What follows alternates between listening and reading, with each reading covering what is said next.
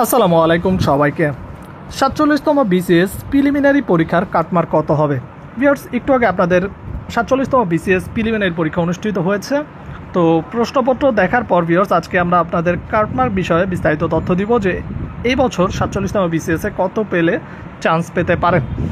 তো প্রশ্ন কেমন ছিল সে বিষয়ে কথা থাকবে এবং কত অবশ্যই পেতে হবে যদি আপনার লিখিত পরীক্ষার প্রস্তুতি নিতে পারেন। সবাইকে বলবো চ্যানেলটিকে সাবস্ক্রাইব করে বেল বাটনটা অন রাখবেন যাতে সকল আপডেট নোটিফিকেশন সবার আগে পেয়ে যান।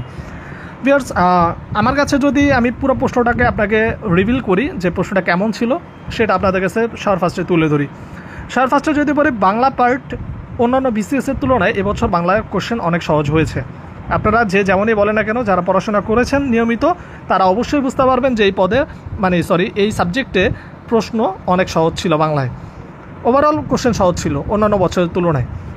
প্লাস ইংলিশ, যেটা বরাবরই সহজ হয়ে থাকে, ইংলিশ আমি তেমন কঠিন কিছু দেখিনি। যারা ইংলিশে দুর্বল তাদের জন্য হয়তো একটু কঠিন লাগতে পারে, বাট যারা ইংলিশে ভালো তাদের জন্য মনে হয় না এই কোশ্চেন তেমন কিছু ছিল।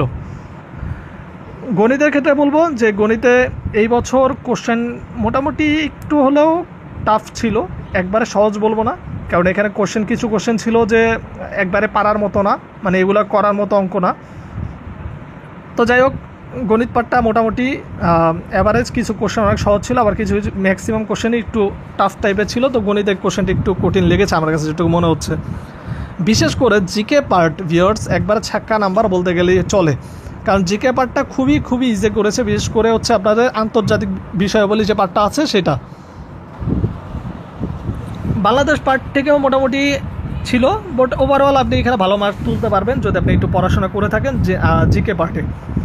এছাড়া আমি অবশ্যই বলবো মানসিক দক্ষতা সবাই ফুল নাম্বার পাওয়া উচিত, কারণ এর চাইতে সহজ মানসিক দক্ষতার প্রশ্ন আর কখনোই হয়নি। এরপর যদি বলি ভিউয়ার্স, আপনাদের যে বিজ্ঞান প্রশ্ন কেমন ছিল বা অন্যান্য টাইপ প্রশ্ন কেমন ছিল, এগুলো ওভারঅল আপনি এমনি অনেক ভালো নাম্বার পাবেন এখানে। তো ওভারঅল যদি বলি, প্রশ্ন প্যাটার্ন যতই টাফ করার চেষ্টা করুক না কেন, পিএসসি মোটামুটি সহজ হয়ে গেছে এই বছরের প্রশ্ন, যেটা দেখে মনে হচ্ছে ভিউয়ার্স। ঠিক আছে, এখানে কাটমার্ক ভিউয়ার্স যেহেতু কোশ্চেন মোটামুটি ইজি ছিল, আপনারা যারা পরীক্ষা দিয়েছেন তারা ভালো বুঝতে পারবেন।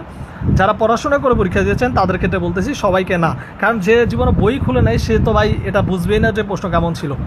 তো ওভারঅল আমার কাছে যেটা মনে হচ্ছে ভিউয়ার্স, প্রশ্নপত্র দেখে যে কাটমার্ক ভিউয়ার্স 120 বা 122 এর বেশি হবে না এই কোশ্চেনে।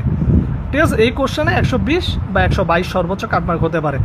তো আপনাদের কি মতামত অবশ্যই কমেন্ট বক্সে জানাবেন। আমাদের চ্যানেলে সম্পূর্ণ সলভ দেওয়া হবে। সবাইকে বলবো সাবস্ক্রাইব করে পাশে থাকুন।